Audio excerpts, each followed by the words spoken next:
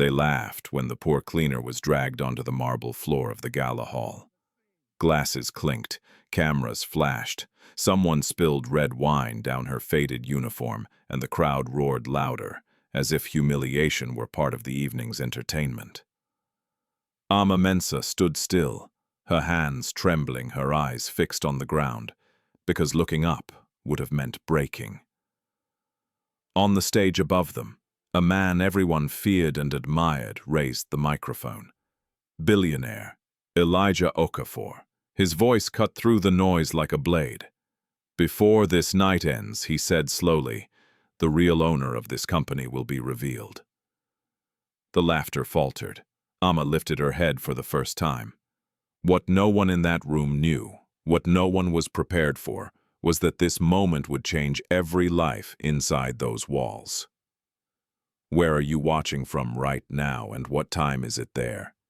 If stories of justice and hidden truth move you, subscribe and stay with us. Ama Mensah had learned long ago how to move quietly through other people's lives. Every night when the city of Accra began to slow and the office towers emptied of executives and managers, she arrived at the glass headquarters of Okafor Global Holdings with a worn backpack and tired eyes. Her shift started at 9 p.m., long after decisions were made, contracts signed, and power exercised. By the time Ama pushed her cleaning cart across the polished floors, the building belonged to silence and to people like her who were never meant to be seen. She was 26, slim from years of skipped meals with hands hardened by bleach and disinfectant. Her uniform was always clean, though faded. She made sure of that. Cleanliness was the one thing no one could take from her.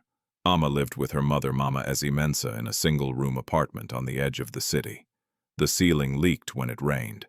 The fan rattled like it might give up at any moment. But it was home. Mama Essie had once been strong. Ama remembered her laugh filling the room, remembered evenings when her mother sang old Akan songs while cooking. That voice had grown weaker over the years, thinning into coughs and strained breaths. Kidney failure, the doctor at the public hospital had said, his tone practiced already distant. Treatment was possible, but expensive, always expensive. Ama worked 2 jobs when she could, cleaning at night, sorting produce at a market stall in the early mornings on weekends. Still, the bills kept coming faster than the money. Her father, Kojo Mensah, had died when Ama was 12. Officially, it had been called a sudden illness. No investigation, no questions encouraged. Ama remembered him as a quiet man who wore simple clothes and spoke little about his work. He used to say, "One day, Ama, the truth will stand on its own. Until then, keep your head straight and your heart clean." At the time, those words meant nothing to her. Now, years later, they returned to her in fragments, usually when she was too tired to ignore them. At Okafor Global Holdings, Ama was invisible by design. Her supervisor, a middle-aged man named Mr. Collins, barely looked at her when assigning tasks. He spoke quickly, impatiently, as if words wasted on cleaners were a personal loss. "You're staying late tonight," he said one evening, checking his clipboard. "The boardroom needs extra attention, and don't miss any corners this time." Ama nodded. She always nodded. Complaining only led to trouble. Trouble led to deductions. Deductions led to nights when her mother pretended she wasn't hungry, so Ama could eat. 2 weeks before the gala, something unusual happened. Ama's name appeared on a printed list, taped to the staff notice board. At first, she didn't pay attention. Notices were usually warnings, policy changes, penalties, reminders about punctuality. But this one had a bold heading: Founders Gala, Staff Support List. Her heart skipped when she saw her name. Ama Mensah. She read it again slowly, afraid she had imagined it. Cleaners were never assigned to galas. Outsourced catering teams handled events like that. At most, cleaners came in after once the guests were gone. She approached Mr. Collins carefully. "Sir," she said softly, "my name is on the gala list. I think there may be a mistake." He glanced at the paper. then at her irritation flickering across his face. "No mistake. You'll be on standby. Follow instructions. Don't ask questions." But Sir Ama hesitated. "What exactly? You want the job or not?" He cut in. Ama swallowed. "Yes, sir." That night, unease followed her home. Mama Essie noticed immediately. Mothers always did. "You are quiet today," her mother said from the thin mattress near the window. "It's nothing," Ama replied, forcing a smile. "Just tired." Mama Essie studied her face. Tired is one thing, troubled is another. Ama sat beside her, holding her mother's frail hand. She wanted to tell her everything, the strange list, the feeling that something was wrong, but she stopped herself. Worrying Mama Essie would only make her condition worse. "I'll be fine," Ama said instead. "I promise." The following nights at work were different. Ama was assigned to areas she had never cleaned before. Executive corridors, locked rooms, storage sections filled with old files and dusty cabinets. She noticed how often people stopped talking when she passed, how security guards watched her longer than usual. One night, while mopping near the records department, Ama overheard voices. "The ownership documents were never meant to surface," a man said, low and tense. "They won't," another replied. "Everything is under control. The trust file is sealed." Ama froze. Her mop hovered above the floor. "Make sure no one from maintenance gets access," the first voice continued. "Especially cleaners." Ama's pulse quickened. She waited until their footsteps faded, before moving again. Later that same night, while emptying a trash bin in the records room, she noticed a large brown envelope wedged between two boxes. It was thick-sealed and stamped with bold red letters, "Trust Document, Restricted Access." Below it a name caught her breath. Mensah. Her hands trembled as she stared at it. Mensah was not a rare name, but seeing it there in that place felt too sharp to ignore. Before she could think, a voice behind her said gently, "You shouldn't touch that." Ama turned to see old man Sadiq Bello, the elderly night guard. He had worked in the building longer than anyone she knew. His back was bent, his hair silver, his eyes heavy with things remembered. "I wasn't," Ama began. He shook his head slowly. "I know who you are. Kojo Mensah's daughter." Ama's breath caught. "You knew my father?" Sadiq looked away. "Once. Long ago. Before things were rearranged." Fear crept into her chest. "What does this mean?" "It means," he said quietly, "that some truths are dangerous when they surface. Be careful, child." That same night her phone rang as she was changing out of her uniform. It was the hospital. Mama Essie's condition had worsened. She needed medication immediately. Payment was required up front. Ama closed her eyes, pressing the phone to her ear. "Please," she whispered, "give me until tomorrow." When she hung up, the hallway felt colder than before. She leaned against the wall, exhaustion and fear pressing down on her at once. A mysterious Gala, a sealed envelope bearing her family name. A mother slipping further away because money stood in the way of care. And somewhere above her, in offices she had scrubbed clean but would never enter, as an equal powerful people were planning something she did not yet understand. Ama straightened her uniform, lifted her chin, and returned to work. She did not know it then, but every step she took that night was carrying her closer to a truth no one wanted her to see. The records wing of Okafor Global Holdings was not a place people visited by accident. It sat on the lowest level of the building, far from the glass walls and panoramic views reserved for executives. The air there was cooler, heavier, as if the past itself had settled into the concrete. Rows of metal cabinets lined the narrow corridors, each one labeled in small fading print years, departments, projects long concluded or quietly buried. Ama Mensah had been assigned to that wing 3 nights in a row. No explanation, no variation.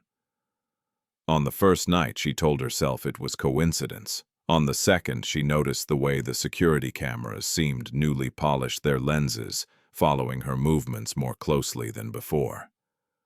By the third night, coincidence was no longer a word she trusted. She worked slowly, deliberately. Every step echoed, every scrape of her mop felt louder than it should have been. Ama kept thinking about the envelope. Mensah. The name pulsed in her mind, like a bruise pressed too often. She had tried to tell herself it was nothing, that she was imagining patterns because exhaustion made the world strange. But then old man Sadiq Bello's words returned uninvited. "I know who you are. Kojo Mensah's daughter."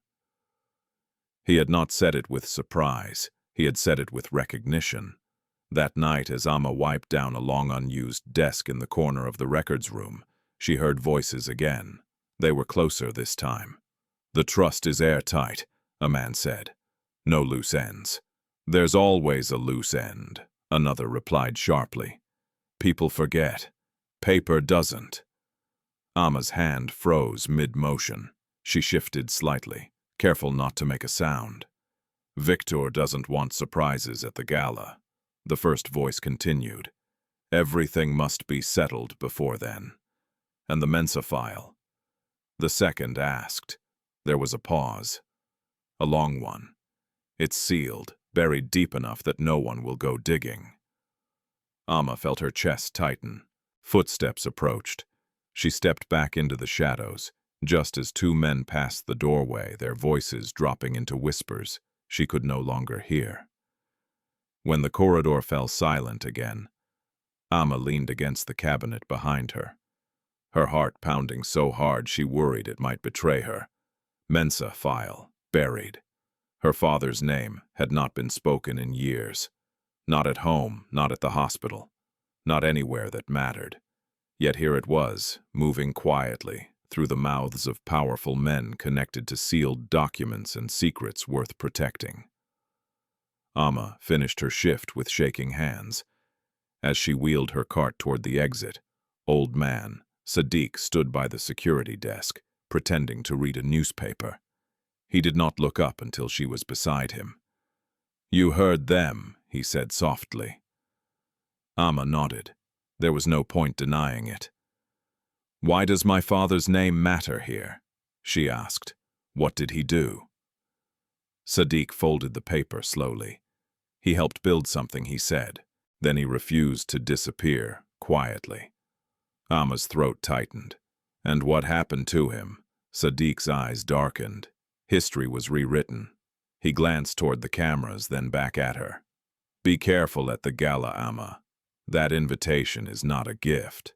At home, Mama Essie slept restlessly, her breathing shallow. Ama sat beside her through the night, listening to each fragile rise and fall of her chest.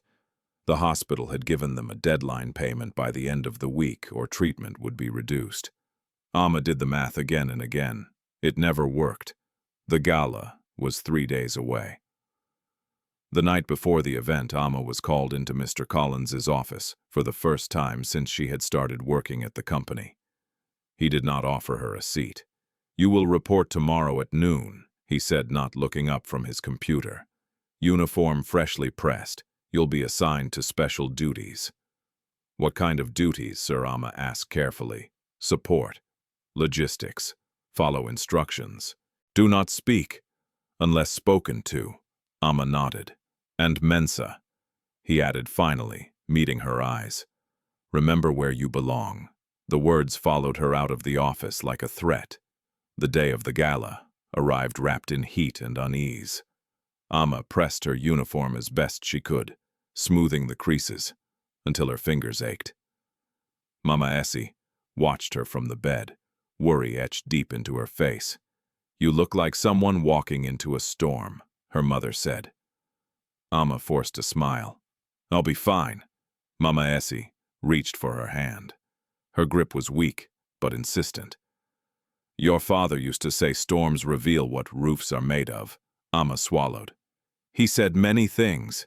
"Yes," Mama Essie murmured, "and not all of them were meant for children." At the gala venue, A sprawling hotel overlooking the city, the difference between Ama and everyone else was immediate. Guests arrived in tailored suits and flowing gowns, laughter spilling easily from lips unburdened by consequence. Ama moved among them with a tray in her hands, invisible again, except when someone needed something, and snapped their fingers instead of using her name. She noticed Nana Owusu almost immediately. Nana's laughter was loud, sharp-edged. She wore confidence like jewelry, shining and deliberate. When her eyes landed on Ama, something cold passed between them, a recognition that was not friendly.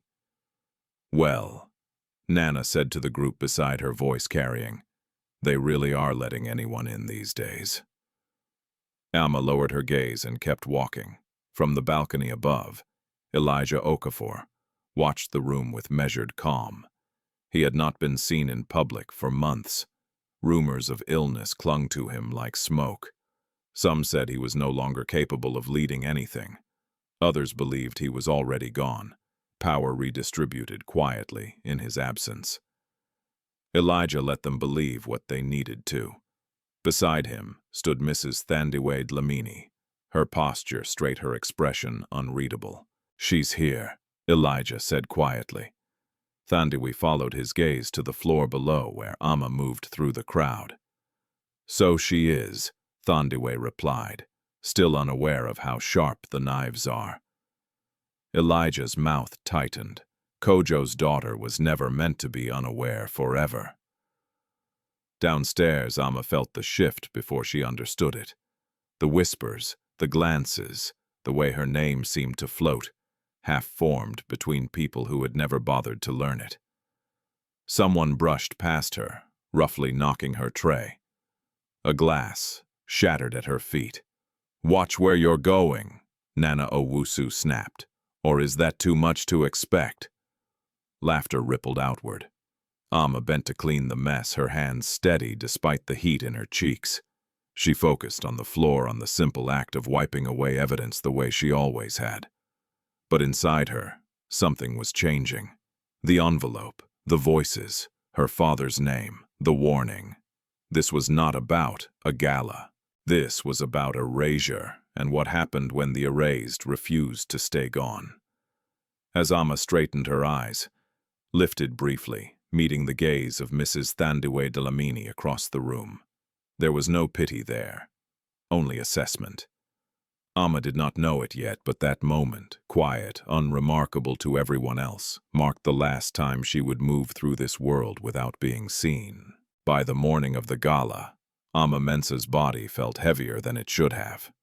Sleep had come in fragments the night before, short, shallow moments broken by the sound of her mother coughing, by the echo of voices in the record's wing, by the image of her father's name stamped on that sealed envelope. When dawn finally crept through the thin curtains of their room, Ama was already awake, sitting on the edge of the bed, with her head in her hands. Mama Essie stirred weakly. "You didn't sleep," she said. Ama looked up, startled. "I did," she lied gently. "A little." Her mother smiled faintly, the way people did when they chose not to argue. "Your eyes tell the truth, even when your mouth doesn't." Ama rose and went to heat water on the small stove in the corner. As the kettle rattled, her phone buzzed. The hospital. Her stomach tightened before she even answered. Ms. Mensah, the nurse, said, her voice professional but tired. "Your mother's test results came in early this morning. Her condition has worsened." Ama closed her eyes. "What does that mean?" "It means the medication we discussed cannot wait," the nurse replied. "Without it, we can only manage pain." "How much time do we have?" Ama whispered. There was a pause. "Days," the nurse said carefully. "Not weeks." Ama pressed the phone to her chest when the call ended, as if that could keep the words from sinking deeper. "Days." The word echoed in her skull, each letter heavy with finality. She turned back to Mama Essie, who was watching her quietly. "What did they say?" her mother asked. Ama forced a smile. "They want me to come in later. Just routine." Mama Essie studied her daughter's face for a long moment. Ama, she said softly, I am not afraid of dying. Ama's breath caught. Don't say that. I am afraid, Mama Ezzy continued, of leaving you alone with questions no one ever answered. Ama sat beside her, gripping her hand. I'll be fine. You have always been strong, her mother said, but strength should not have to be lonely. Ama swallowed hard. At noon, she reported to work as instructed. The gala venue buzzed with activity caterers, rushing decorators, adjusting light staff, rehearsing movements, like a carefully choreographed dance. Ama was handed a new list of tasks before she could even greet anyone. You'll be cleaning the main hall continuously, Mr. Collins said briskly. No breaks, VIP standards today. Ama nodded. As she worked, she noticed how often Nana Owusu passed by, offering suggestions that sounded like commands, corrections that felt like traps. No, not that cloth, Nana said sharply. Use the microfiber. Are you trying to leave streaks? Ama switched cloths without a word. Later, Nana returned, frowning at a corner of the floor. This isn't clean enough. Do it again. Ama knelt, scrubbing harder, the sting in her wrists building with each motion. By mid-afternoon, exhaustion clung to her bones. Sweat dampened her uniform. Still, she kept moving. Then it happened. Ama reached for her cart and found one of her cleaning solutions missing. She searched under tables, behind pillars, even in nearby supply closets. Nothing. Looking for this. Nana's voice chimed from behind her. Ama turned. Nana held the bottle, loosely smiling. You left it in the wrong place, Nana said. That's against protocol. I didn't, Ama replied quietly. It was here. Nana's smile widened. Are you calling me a liar? Ama lowered her gaze. No, good, Nana said. Because mistakes today will not be tolerated. She set the bottle down far from Ama's cart. Fetch it when you're done re-cleaning this section. Ama clenched her jaw and returned to work. Minutes later, Mr. Collins appeared, his face tight with irritation. Why is this area still unfinished? He demanded. My supplies were moved, Ama said carefully. Nana gasped softly. Are you blaming me? Now Mr. Collins sighed loudly. Excuses, he muttered. I expected better. He scribbled something on his clipboard. You'll be staying an extra hour tonight. Without pay. Ama said nothing. She could feel her chest burning, a pressure that had nowhere to go. As evening approached, the hall transformed. Lights dimmed, music swelled, and the guests began to arrive, their voices filling the space with effortless confidence. Ama stood near the wall, hands clasped, watching a world that seemed built to exclude her. Her phone buzzed again. Another message from the hospital. Payment required by midnight to proceed with treatment. Ama's vision blurred. Midnight. The gala would not end before then. She slipped into a side corridor, pressing her back against the wall, fighting the urge to slide down to the floor. Her hands shook as she typed a message to anyone she could think of, old contacts, distant relatives, people who had promised help once and then disappeared. No replies came. As she stood there, old man Sadiq Bello approached quietly. You look like someone carrying too much, he said. Ama met his eyes. My mother is dying, she said simply. And I don't know how to stop it. Sadiq nodded slowly. Your father once stood in that same place, he said. Different battle, same weight. Ama's heart skipped. What do you mean? He was asked to sign something he knew was wrong, Sadiq said. They told him it was for the good of the company, for stability, and he refused, Ama said. Yes, Sadiq replied. That refusal cost him everything. Ama's throat tightened. Why tell me this now? Sadiq glanced toward the hall where laughter rose and fell like waves. Because storms do not wait for readiness. Before Ama could respond, Mr. Collins called her name sharply. Mensah, get to the main floor, now. She took one last breath and stepped back into the light. The gala was in full swing. Ama moved carefully between guests, wiping invisible marks from already spotless surfaces. Every smile she passed felt like a reminder of where she did not belong. From across the room, Nana Owusu watched her with open disdain. "Look at her," Nana said loudly to her companions. "Acting like she's part of the event." Ama pretended not to hear. But when Nana deliberately brushed past her, knocking a glass of red wine from a guest's hand, the liquid splashed across Ama's uniform. The room went silent for half a second, just long enough for the damage to be seen. Then laughter erupted. "Oh dear," Nana said, mock concern dripping from her voice. "You've made a mess. Again." Ama stood, frozen wine soaking into the fabric she had worked so hard to keep clean. Her heart hammered in her chest, every instinct screaming at her to run. Instead, she stayed. On the balcony above, Elijah Okafor's gaze sharpened. "It begins," he murmured. Ama felt hands grip her arms, security firm and impersonal. "What's going on?" she asked, her voice steady despite the chaos inside her.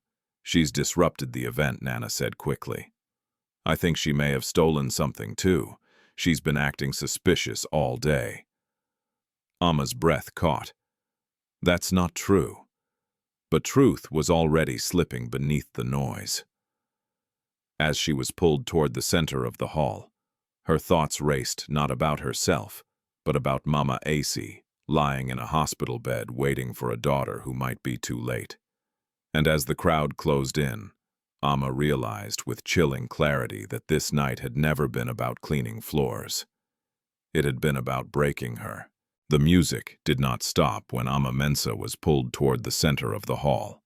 That was what struck her most, the way the orchestra kept playing, the way laughter resumed almost immediately, as if her humiliation were just another form of entertainment, woven into the evening's program. The gala continued to breathe, to sparkle, to exist, without acknowledging that something human was being crushed beneath its polished surface. Hands tightened around her arms. "Let go of me," Ama said, not loudly, but clearly. The two security officers escorting her hesitated. They were young, dressed in crisp black uniforms, eyes darting between Nana Owusu and the guests watching with thinly veiled interest. "She spilled wine on a guest," Nana said, projecting her voice. "And she's been moving around restricted areas all evening. That's suspicious behavior." "I was assigned here," Ama replied. "Ask my supervisor." Mr. Collins was suddenly there, appearing from nowhere, his face drawn into a practiced frown.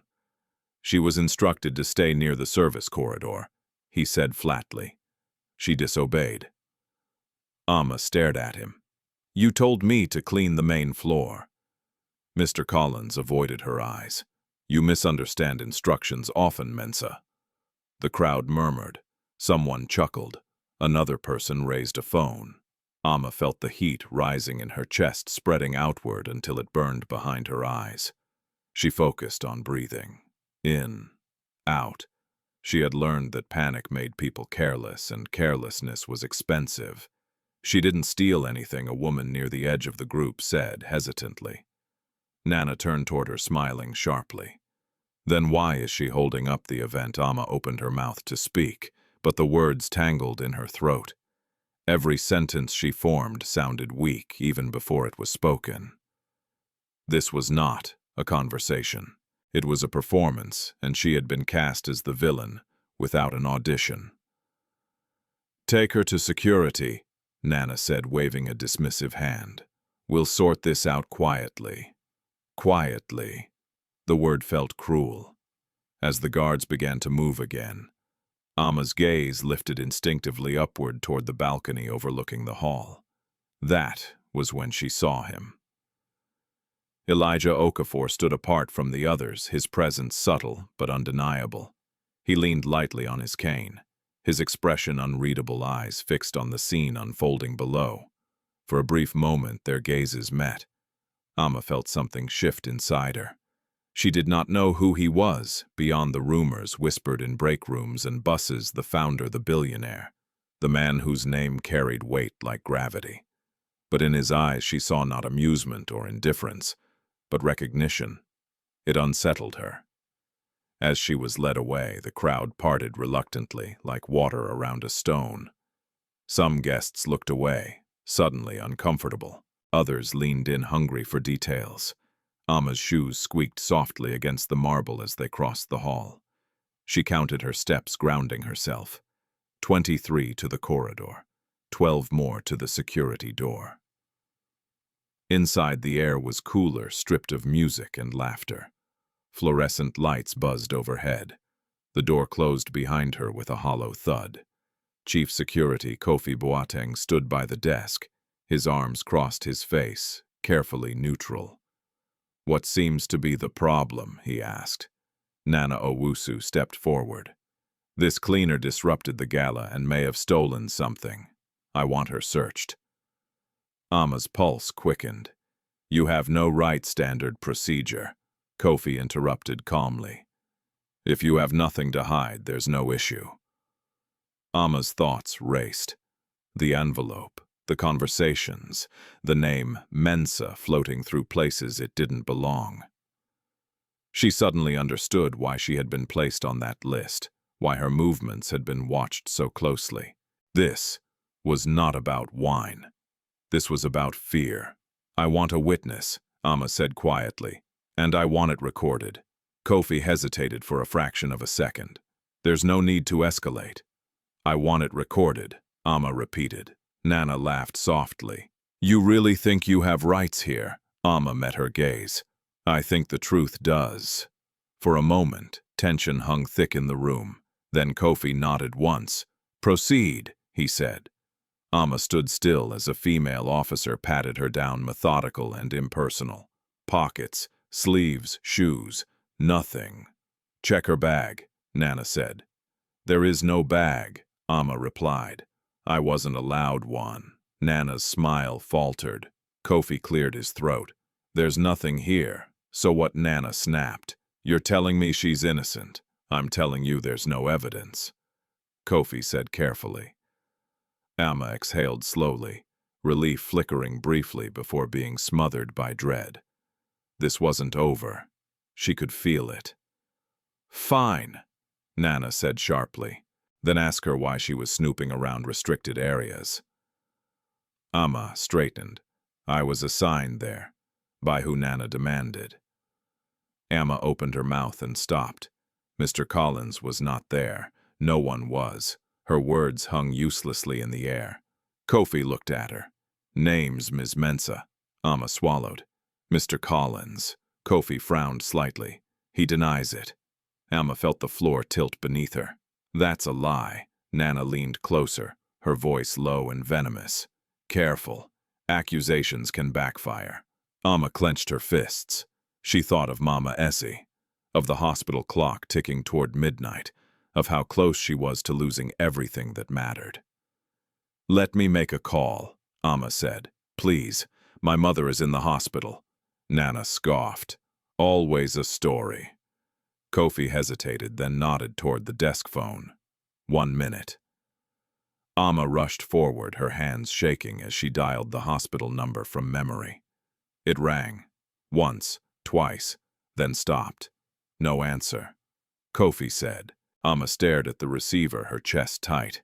She tried again. This time the line was busy. Nana sighed theatrically. "Enough. This is wasting everyone's time." She turned to Kofi. "Escort her out. Permanently." Ama's heart dropped.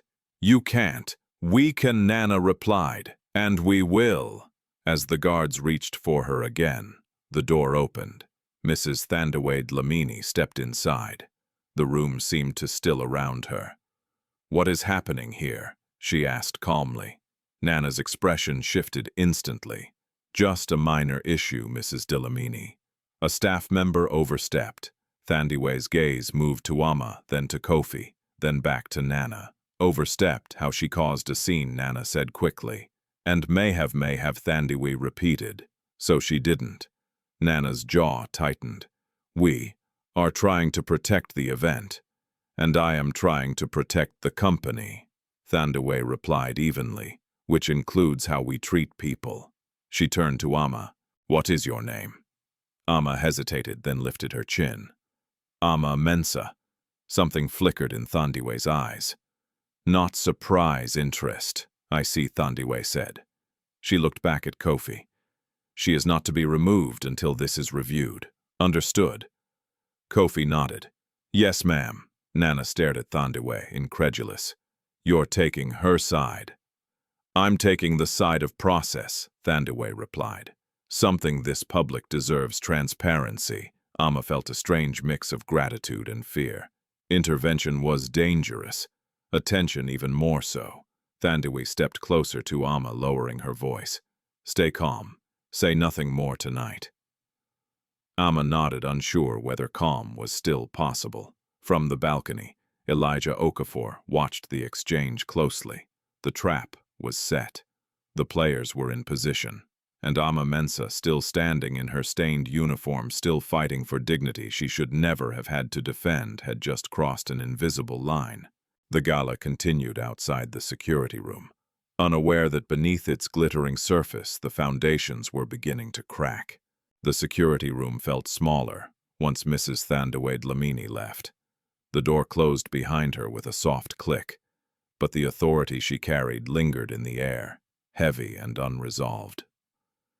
Ama Mensah remained standing near the wall, her back straight, her stained uniform drying stiff against her skin.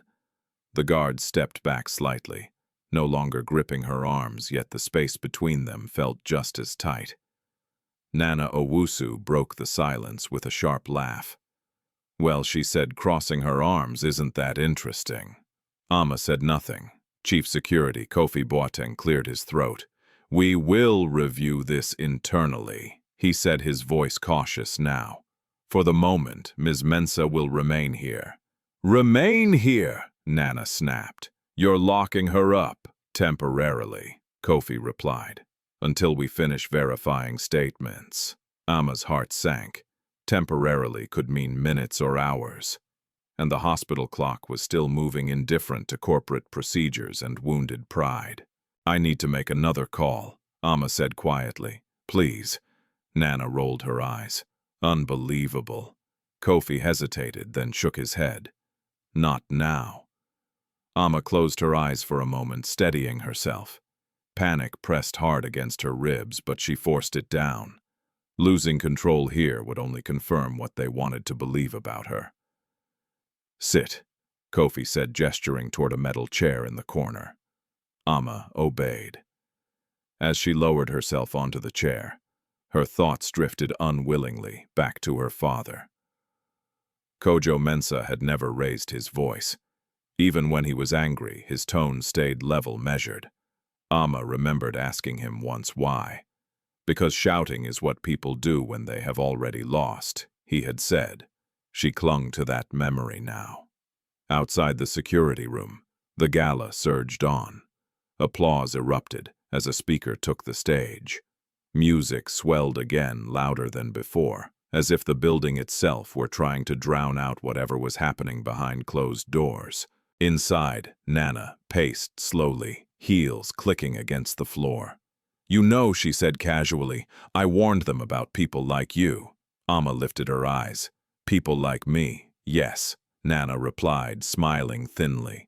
"The kind who forget their place." Ama inhaled slowly. "My place is wherever I stand with dignity." Nana stopped pacing. "Dignity doesn't belong to cleaners. Obedience does." The words stung more than Ama expected. Not because she believed them, but because she had heard them in different forms all her life, from landlords, supervisors, even strangers on buses who assumed her silence meant agreement. Before Ama could respond, Kofi's radio crackled. "Kofi," a voice said. "Mr. Adebayo wants an update." Kofi stiffened. "Victor Adebayo, yes. He's asking why there's a delay."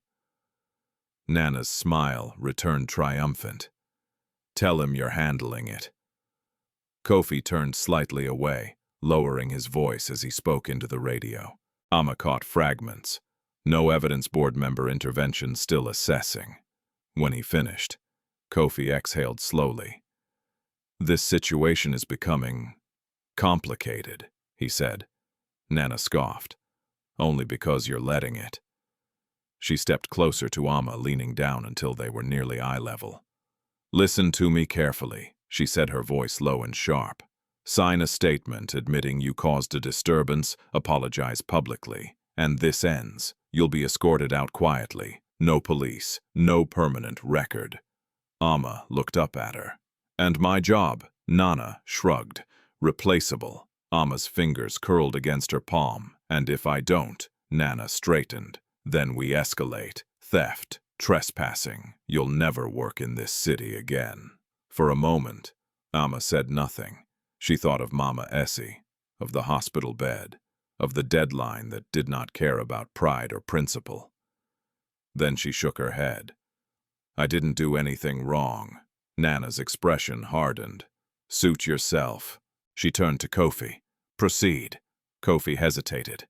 We don't have grounds, create them, Nana snapped. That's what you're paid for. Ama stood abruptly. This is wrong. Kofi raised a hand. Enough. He rubbed his temples, clearly torn. Ms. Mensah, go back to your seat. Ama obeyed, though every instinct in her screamed to fight. Minutes passed, then more. The applause outside grew louder.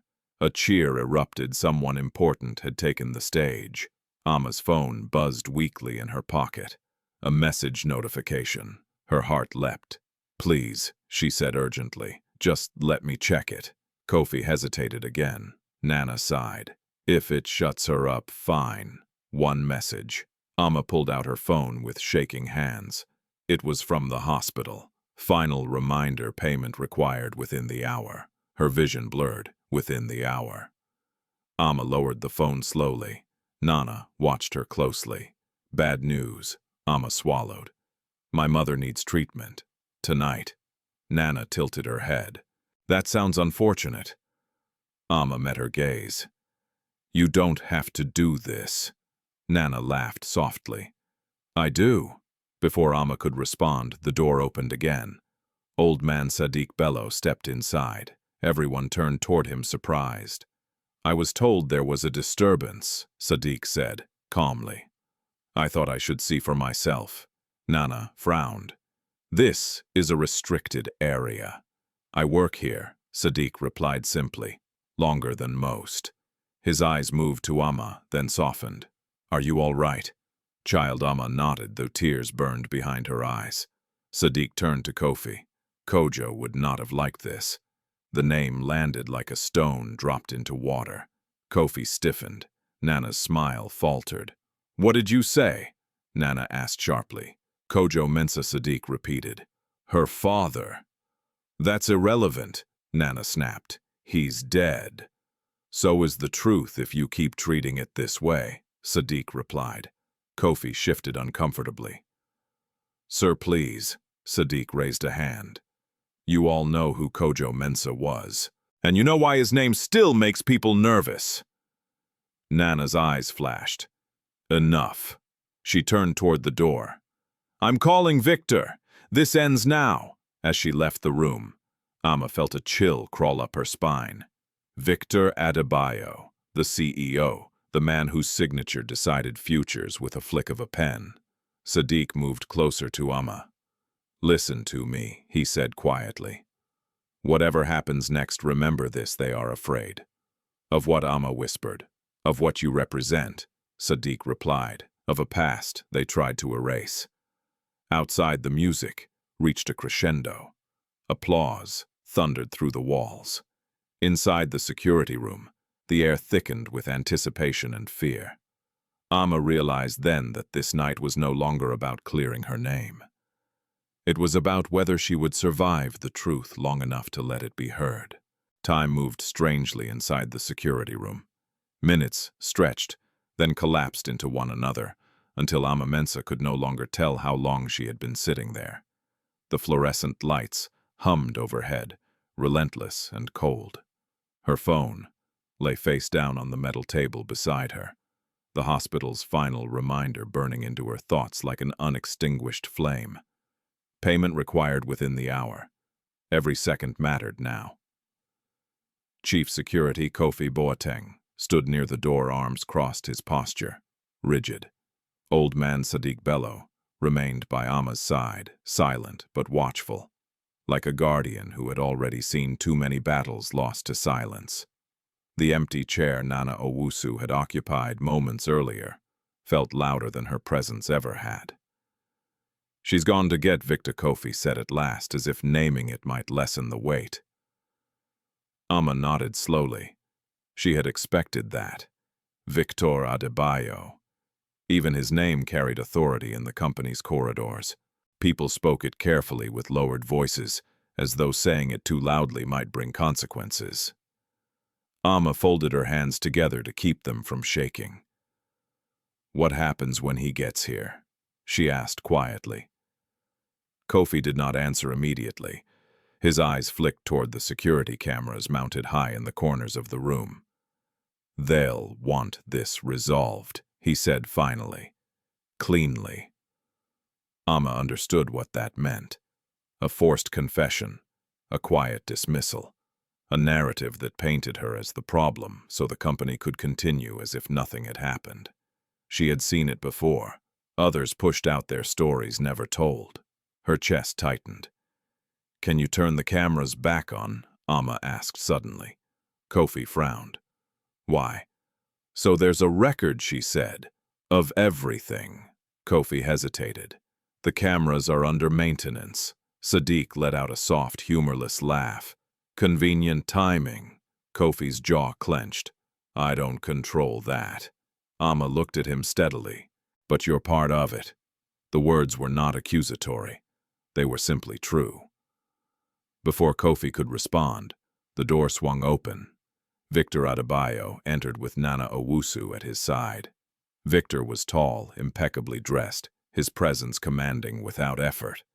He did not look angry. Anger required investment. Instead, he looked inconvenienced, as though Ama's existence were an unexpected delay in an otherwise flawless evening. "What is this about?" Victor asked, his voice smooth. Nana gestured toward Ama. Her. Victor's eyes flicked over Ama briefly, dismissively, before settling on Kofi. "Why is a cleaner disrupting my gala?" She rose slowly from her chair. "My name is Ama Mensah," she said clearly, "and I did not disrupt anything." Victor raised an eyebrow. "You're speaking without permission." Ama met his gaze. "I'm defending myself." Victor smiled thinly. "From what? From lies." The word hung in the air, dangerous and bold. Nana inhaled sharply. "How dare you?" Victor lifted a hand. "Enough!" He turned back to Ama. "You spilled wine on a guest. You were found near restricted areas. You caused a scene." "I was assigned to those areas," Ama replied, "and the wine was spilled on me." Victor sighed. "Every problem sounds innocent when told by the person who caused it." Sadiq stepped forward. "With respect, sir," Victor's gaze snapped to him. "Who are you, Sadiq Bello?" he said evenly. "Security, since before this company learned how to polish marble." Victor stared at him for a moment, then waved him off. "This does not concern you." "It concerns the truth," Sadiq replied. Victor's jaw tightened slightly. "Truth is a matter of perspective." Ama felt a spark ignite in her chest, not anger but resolve. "Then, allow my perspective to be heard," she said. "On record." Victor laughed softly. "You think this is a courtroom?" "No," Ama replied. "But it's my life." Victor studied her for a moment longer, as if reassessing. "Very well. Speak." Ama took a breath. "I was placed on the Gala staff list without explanation," she said. "I was sent to restricted areas and then accused of trespassing. My supplies were moved to create the appearance of negligence. Wine was spilled on me deliberately, and when I asked for help, I was threatened." Nana scoffed. "Baseless accusations." Ama turned to Victor. "You can check the task assignments, the cameras." Victor glanced at Kofi. "Do we have footage?" Kofi hesitated. "The cameras in this room are currently offline." Victor's eyes narrowed. "All of them?" Yes, sir. Silence stretched. That's unfortunate, Victor said slowly. Ama felt her stomach drop. Victor stepped closer to her, lowering his voice. Listen to me, Ms. Mensah. This company does not have time for distractions. Sign the statement Nana prepared, apologize, and we end this. And if I don't? Ama asked. Victor's smile vanished. Then you leave here with more than a bad memory. Ama closed her eyes briefly. She thought of her mother's fragile hand in hers, of the hospital clock ticking toward midnight, of her father's words about truth standing on its own. When she opened her eyes, they were steady. I won't sign. Nana's face flushed. You're being foolish. Victor studied her in silence, then nodded once. So be it. He turned to Kofi. Escort her out. Effective immediately. Ama's heart raced. You can't fire me without cause. Victor shrugged. I just did. As Kofi stepped forward, the door opened again. Mrs. Thandiwe Dlamini entered, her expression sharp. I thought I made myself clear, she said calmly. No action until review. Victor turned to her, irritation barely concealed. With respect, Thandiwe, this is an operational matter. And with respect, Thandiwe replied, it is now a governance issue. She glanced at Ama. Have you signed anything? No, Ama said. Good, Thandiwe replied. Because I have questions, Victor exhaled sharply. This is unnecessary. On the contrary, Thandiwe said, it's overdue. She turned to Kofi. Restore the cameras. Kofi hesitated, then nodded. Yes, ma'am. Nana stared at him. You can't, I can, Thandiwe interrupted. And you will. As Kofi moved to the control panel, Ama felt a strange calm settle over her. Not relief, clarity. The truth was no longer hers alone to carry. Victor watched the exchange, his expression darkening. You're making a mistake, he said quietly. Thandiwe met his gaze. Only if the truth is inconvenient. The cameras flickered back to life, their small red lights glowing steadily. Ama straightened her shoulders. Whatever happened next, it would not happen in the dark. The red indicator lights on the security cameras glowed steadily, now small but unmistakable. For the first time that night, Ama Mensah felt as though the room had shifted in her favor. Not because power had changed hands, but because secrecy had lost its shield. The air felt sharper, clearer, as if truth itself had stepped inside and demanded space. Victor Adebayo noticed it too. His posture stiffened, shoulders pulling back slightly, his expression smoothing into something carefully controlled. He was not a man unused to scrutiny, but he was a man accustomed to directing it, not receiving it. This is getting out of hand, Victor said coolly. We're in the middle of a gala with international partners. Mrs. Thandiwe Dlamini met his gaze without flinching. Then perhaps this should have been handled properly from the start. Nana Owusu scoffed. You're overreacting.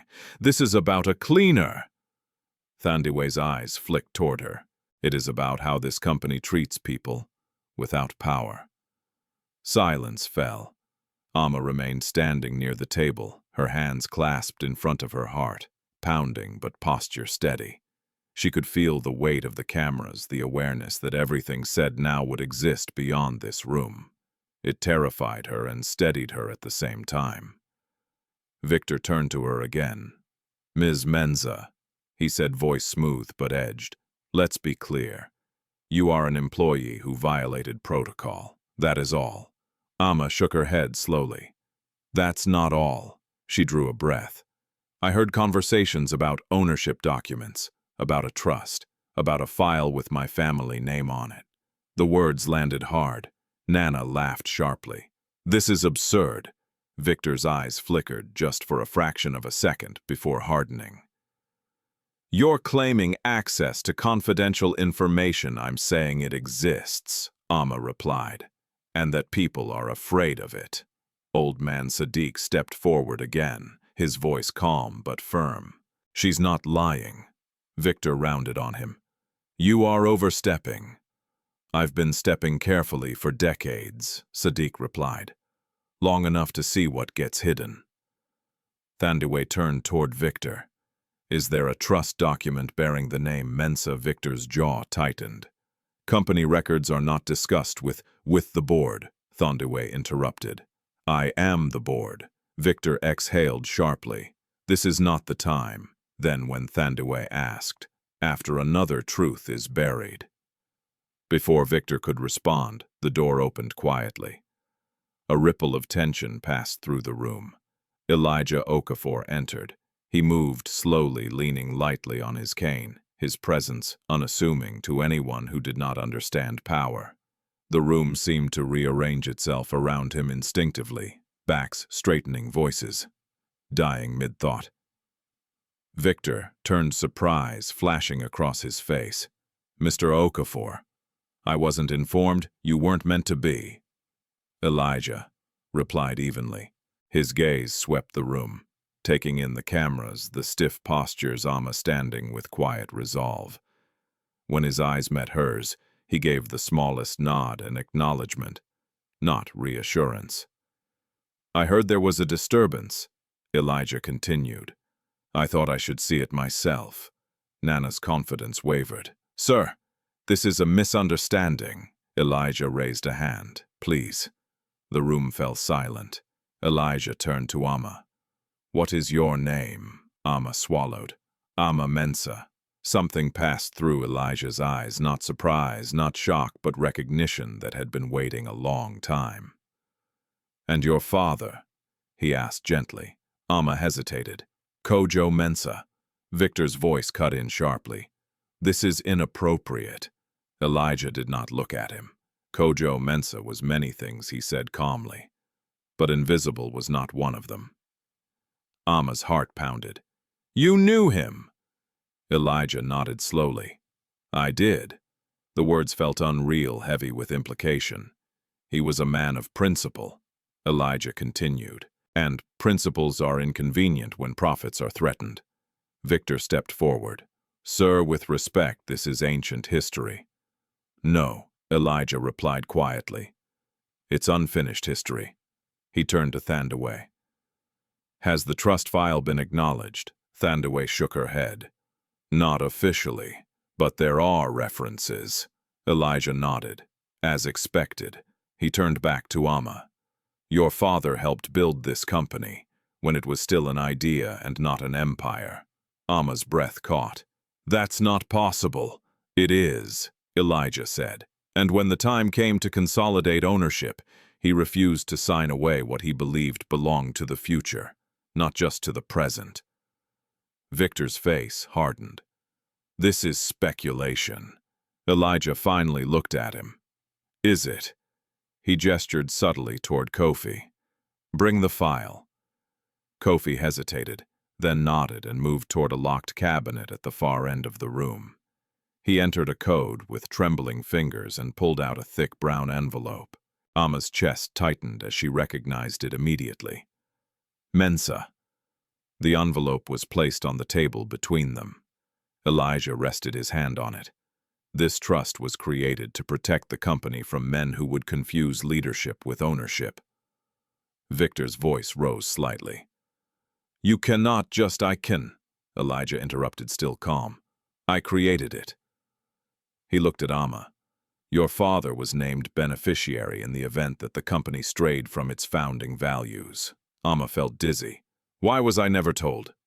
Because protection often looks like silence, Elijah replied. And silence can be misused. Nana shook her head, panic creeping into her voice. This is ridiculous. You can't just rewrite the company because of a cleaner's story. Elijah turned to her, his gaze sharp now. Careful. He looked back at Ama. You were never meant to be a cleaner here, he said gently, but hiding you kept you safe. Until tonight. Ama's phone buzzed suddenly in her pocket. She flinched. Thandiwe nodded toward it. Check it. Ama pulled it out with shaking hands. A message from the hospital. Payment received. Treatment has begun. Ama's knees nearly gave out. She pressed a hand to the table to steady herself, tears blurring her vision. Elijah watched her quietly. That, he said, is why tonight matters. Victor stepped back, his confidence cracking. "You're making a mistake!" Elijah met his gaze. "No, I'm correcting one." The room held its breath. Ama looked down at the envelope, then back at the faces around her, faces that had dismissed her, threatened her, watched her suffer in silence. She realized then that she was standing at the center of something much larger than herself, and for the first time she was no longer afraid of the truth. The envelope lay unopened on the table, yet its presence felt louder than any accusation that had been thrown at Ama Mensah that night. For several seconds no one spoke. Victor Adebayo was the first to recover. He straightened his jacket, smoothing the fabric as if order could be restored by appearance alone. "This is highly irregular," he said, his voice tight.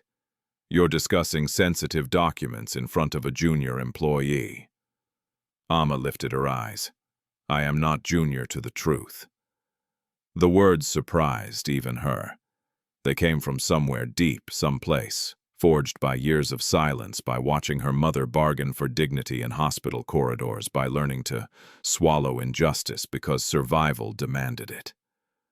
Victor's gaze sharpened. "Watch your tone." Elijah Okafor raised a finger slightly.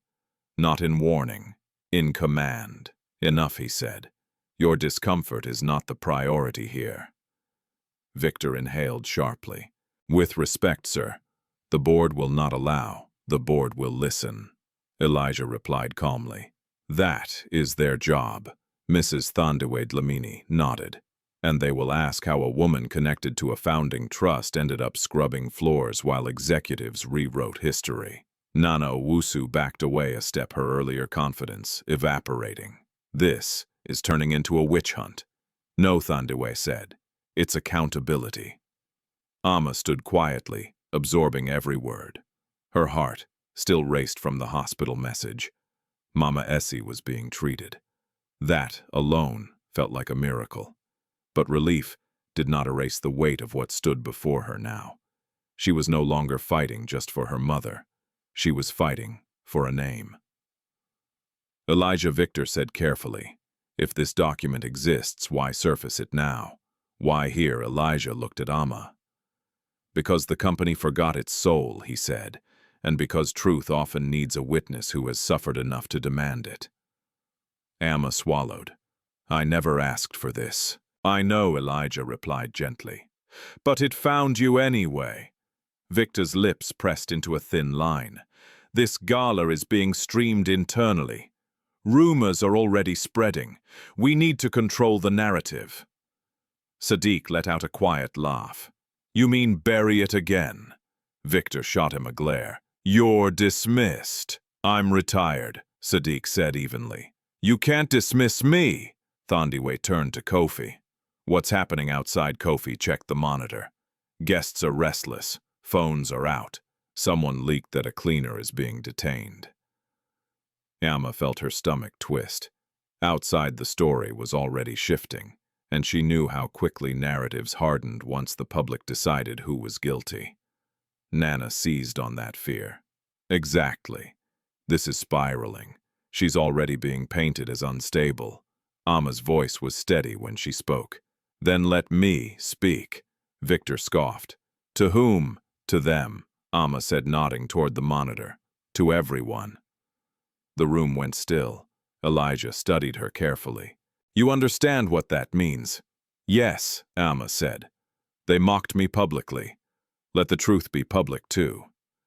Victor shook his head. "This is reckless." "No," Thandiwe said. "It's courageous." She turned to Elijah. "If we delay, they'll destroy her story before she ever gets a chance to tell it." Ama felt fear surge through her, but she did not retreat from it. "I've been silent my whole life," she said. "Silence never protected me." Elijah nodded slowly. "Very well." Victor stepped forward. "You can't be serious." Elijah met his gaze. "You forget whose company this is." A beat passed. Then Victor stepped back. The decision was made. Kofi opened the security room door. The noise of the gala rushed in music, laughter voices layered with curiosity and impatience. Heads turned immediately as Ama stepped out still in her stained uniform, escorted not by guards now but by Elijah Okafor himself. A hush spread through the hall, like a wave. Phones rose. Whispers multiplied. Nana Owusu froze her smile, collapsing as guests stared openly. Elijah guided Ama toward the edge of the stage where the master of ceremonies faltered, mid-sentence. "Ladies and gentlemen," Elijah said into the microphone, his voice calm but commanding, "we will take a brief pause." The room obeyed instantly. Ama stood beside him, her knees trembling despite her resolve. The lights felt too bright, the space too large. For a moment she wanted to disappear again. Elijah leaned toward her. "Say only what is true." Ama nodded. He handed her the microphone. The weight of it shocked her.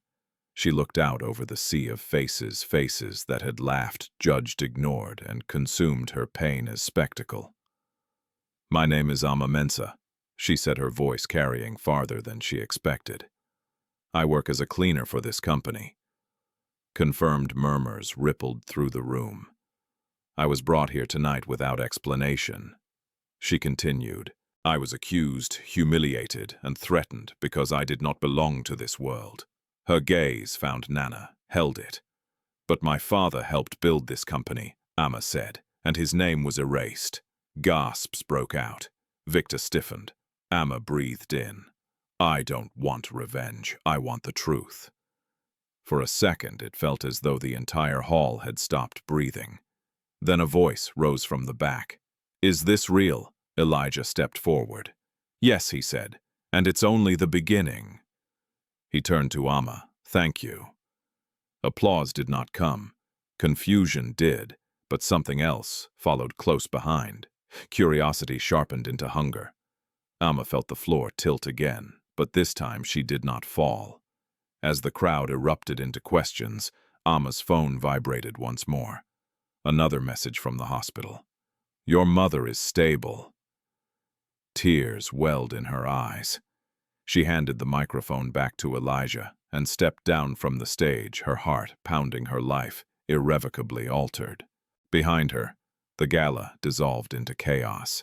Ahead of her, the truth was finally moving, unstoppable now and no longer hers alone. The moment Ama Mensah stepped away from the stage, the gala lost its illusion of control. Voices overlapped in sharp bursts.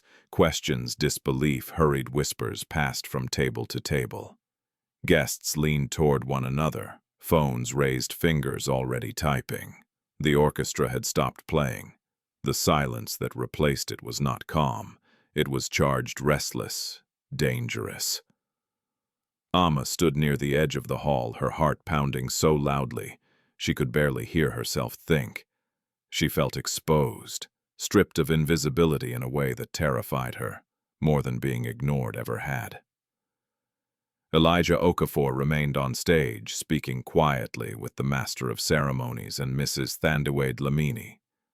Victor Adebayo stood a few steps behind them, his jaw-tight eyes scanning the room like a general assessing a battlefield that had turned against him. Nana Owusu did not move. She stood frozen, her face pale beneath carefully applied makeup, as if the ground beneath her certainty had cracked. Ama wrapped her arms around herself, suddenly aware of how cold the room felt against her damp uniform. For the first time that night, she wondered if she had gone too far. Then she remembered her mother's hospital bed, and she did not regret it. A hand touched her arm gently. Ama turned to see Mrs. Thandiwe Dlamini beside her. "You did well," Thandiwe said softly. Ama exhaled shakily. "I don't know what happens now." Thandiwe's expression was thoughtful. "Now comes resistance." As if summoned by the word, Victor Adebayo stepped toward them. "This cannot continue," he said, lowering his voice. "You've made your point. The guests are uncomfortable." Ama met his gaze. "So was I." Victor's eyes hardened. "You are playing with forces you don't understand." Ama surprised herself by smiling faintly. I've lived under them my whole life. Victor turned to Thandiwe. We need a private session. Now. Thandiwe nodded. Agreed. She turned to Ama. Come with us. Ama hesitated. Me, yes, Thandiwe said. You are no longer a bystander. They moved through a side corridor away from the main hall where the noise of the gala followed them like an echo refusing to fade. Security closed the doors behind them, sealing off the chaos.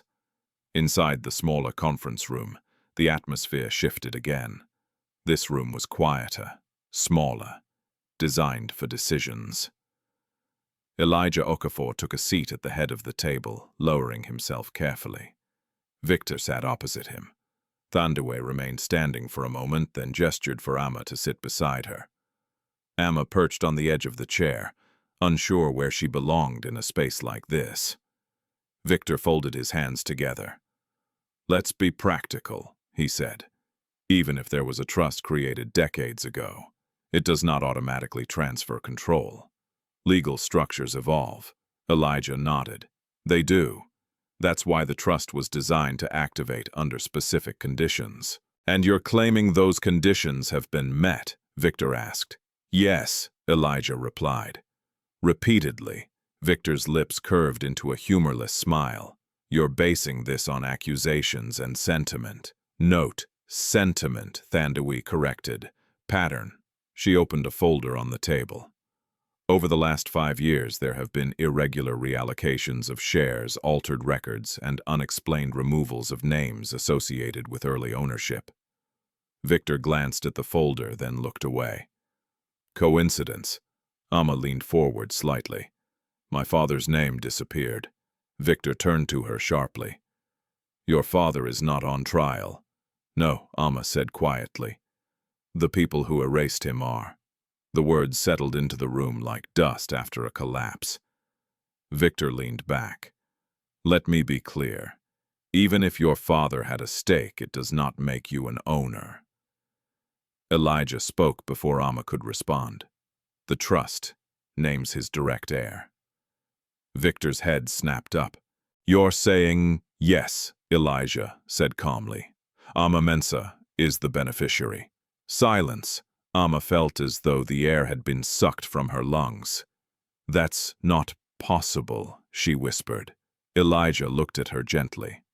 I wish it had never come to this. Victor laughed sharply. This is absurd. A cleaner cannot suddenly. A cleaner can be anything, Thandiwe interrupted. Including the truth. Victor stood abruptly. This is a coup. No, Elijah replied. It's a reckoning. Victor paced once, then stopped. You think the board will accept this? You think investors will? I think they will accept documented reality, Thandiwe said, and public accountability. Victor's gaze flicked toward Ama. You don't even understand what owning something like this means. Ama lifted her chin. I understand responsibility. Victor scoffed. You understand floors and mops. Ama met his eyes steadily. I understand people. Elijah nodded slowly. And that is what this company forgot. A knock sounded at the door. Kofi Boateng entered cautiously. Sir, the press has arrived. Victor cursed under his breath. They're asking questions, Kofi continued. About the cleaner, about the announcement. Elijah closed his eyes briefly. So it begins. Thandiwe turned to Ama. You should not face them alone. Ama's heart raced. I didn't plan to face anyone. Victor smirked. Too late for that. Ama took a breath. I won't speak to the press. Elijah studied her. You don't have to. Not yet. Victor crossed his arms. This story will be written with or without you. Ama nodded. Then let it be written with facts. Thandiwe closed the folder. We will convene an emergency board session tonight. Victor stared at her. You can't possibly, Thandiwe said. And I will. Elijah stood slowly. Ama, you should rest. Ama shook her head. I can't. Not yet. Elijah looked at her with something like pride. Very well. As they exited the room together, Ama caught sight of her reflection, in the glass wall-stained uniform tired eyes, posture straighter than it had ever been. She did not look like an owner, but she looked like someone who refused to disappear. Back in the main hall, the gala had fractured into clusters of speculation. Nana Owusu stood alone now, whispering urgently into her phone, her earlier dominance replaced by panic. As Ama passed, her Nana's eyes flashed with something raw. "This isn't over," Nana hissed. Ama stopped, turned. "For me it is." Nana laughed bitterly. "You think this ends with applause?" Ama shook her head. "I think it ends with truth." They locked eyes for a moment. Two women standing on opposite sides of a system that had always chosen one over the other. Then Ama walked on. Outside, the night air hit her like a wave. Sirens wailed in the distance. Camera lights flared. Ama paused at the top of the steps, feeling the weight of everything she had stepped into. She did not know how much she would lose before this was over. But she knew one thing with certainty. She would no longer clean up other people's messes in silence. By midnight, the gala had become something unrecognizable. What was meant to be an evening of celebration had fractured into suspicion, whispered alliances and quiet exits. Guests slipped away in small groups, faces lit by phone screens as messages and headlines multiplied faster than anyone could contain them. Outside, the venue camera crews crowded behind barricades, calling out names, demanding answers. Inside a private boardroom on the top floor, the real confrontation began. Ama Mensah sat at the far end of the long table, her hands folded tightly in her lap. She had been offered a change of clothes, but she refused. The stained uniform remained on her body like evidence of what had been done to her and of what she refused to forget. Across from her sat Victor Adebayo, flanked by two senior executives who avoided her gaze. Nana Owusu was nowhere to be seen. Rumor had it she had left the building through a side exit, her phone calls unanswered. Mrs. Thandiwe Dlamini stood at the head of the table, tablet in hand, her voice steady as she spoke. "This is an emergency session of the board," she said, "called under Article 7 of our governance charter. Attendance has been confirmed." Victor leaned back in his chair. "This is unnecessary theater." Thandiwe did not look at him. "It's procedure." Elijah Okafor sat beside her, quieter than usual, his presence anchoring the room. He had not spoken since they arrived, allowing the tension to stretch to expose those who could not sit comfortably, with silence. Thandiwe turned toward Ama. "Ms. Mensah, for the record, you are present as an interested party." Victor snorted. "Interested party? That's generous." Ama did not respond.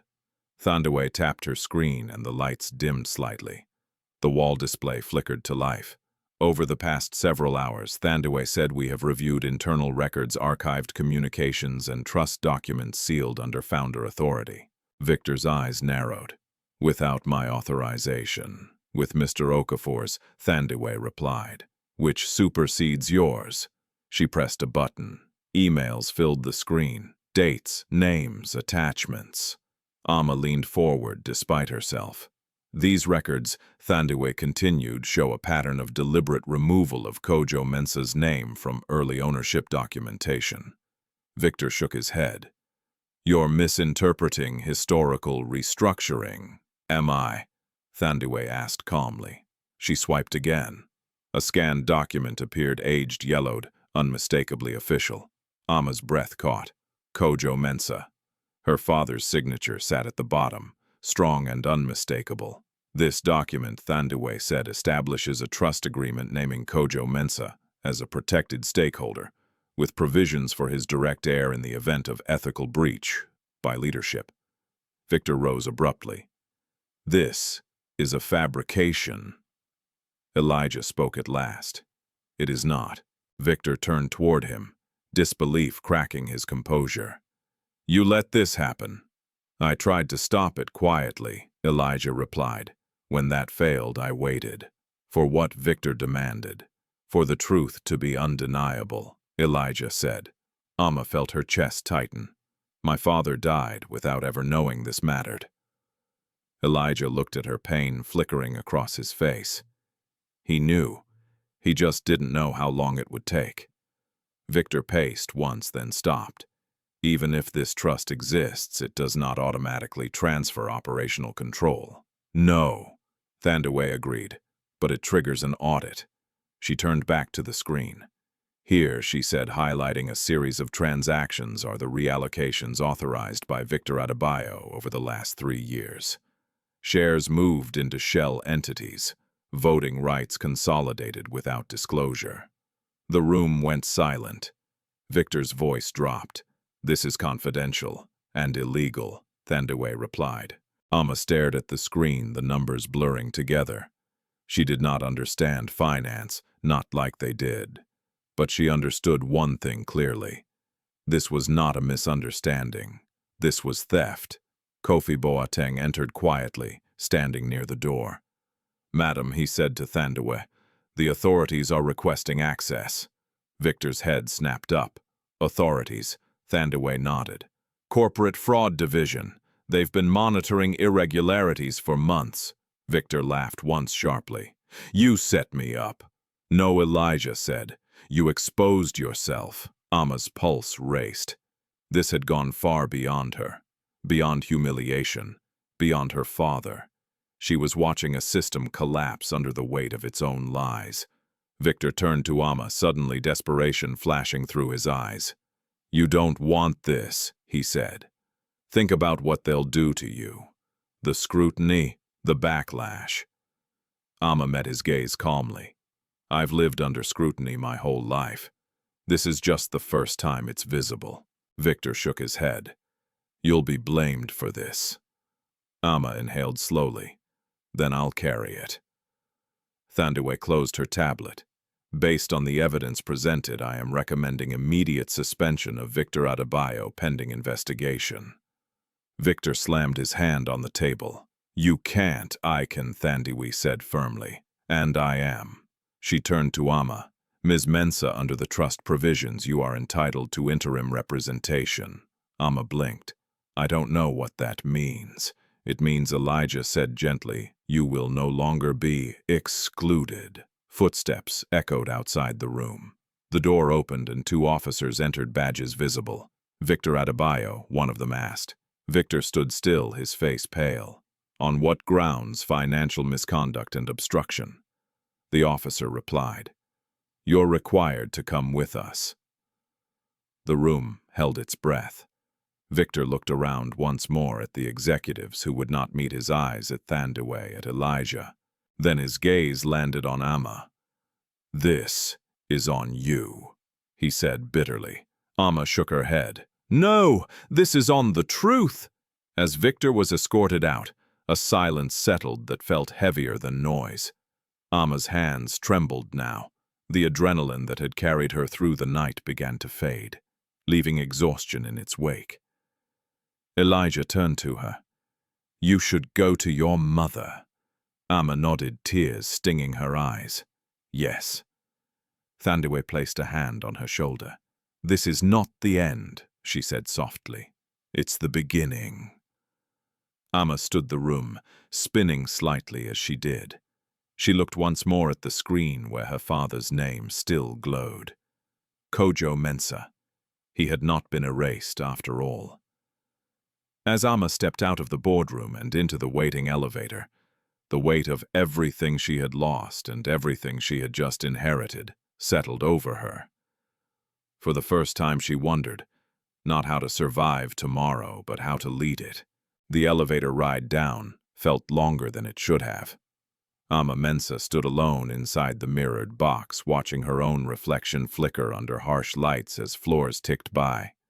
The stained uniform still clung to her skin, stiff now, smelling faintly of wine and disinfectant. She pressed her palm against the cool metal rail, grounding herself as the night replayed in fragments. Laughter cameras, her father's name glowing on a screen, Victor Adebayo's face as the officers led him away. When the doors opened, the lobby buzzed with controlled chaos. Security teams moved briskly, ushering remaining guests out through side exits. Reporters clustered behind barriers, their voices rising in overlapping calls. Camera flashes lit the glass walls like lightning. Ama hesitated, heart hammering. A hand touched her shoulder. Elijah Okafor stood beside her, his cane planted firmly, his gaze steady. "You don't have to face this," he said quietly. Ama shook her head. "I have to go to the hospital." Elijah nodded. "I'll arrange a car." Outside, the air was thick with humidity and noise. As Ama crossed the threshold, a reporter spotted her and shouted her name. Others followed. Questions came fast and sharp. "Are you really the owner? Was this planned? Did you manipulate the gala?" Ama kept her eyes forward. The driver opened the car door, and she slid inside, just as a camera flash went off inches from her face. The door closed. The noise dulled. Only then did she exhale. The city blurred past the window lights, streaking as the car moved through traffic. Ama's phone buzzed in her hand, messages piling up now, some from numbers she didn't recognize, others from distant relatives who had not called in years. She turned the phone face down. At the hospital, the smell of antiseptic greeted her like an old acquaintance. She hurried through the corridor, ignoring curious glances, until she reached the ward. The nurse at the desk looked up, recognition dawning. "You're Ama Mensah," she said softly. "Your mother is asking for you." Ama nodded, throat tight, and followed her to the bed. Mama Essie lay propped up on pillows, an IV line running into her arm. Her face was pale, but her eyes were clearer than Ama had seen in weeks. "There you are," Mama Essie said, her voice thin but warm. "You were gone a long time." Ama dropped to her knees beside the bed, taking her mother's hand. "I'm here," she whispered. "I'm sorry." Mama Essie smiled faintly. "You have nothing to be sorry for." Tears spilled down Ama's cheeks, hot and unstoppable now that she had reached safety. She pressed her forehead against her mother's hand, letting the sobs come, letting the fear drain away. "They started the treatment," Mama Essie said gently. "Someone paid." Ama nodded. "Yes." Mama Essie studied her daughter's face. "What happened?" Ama hesitated.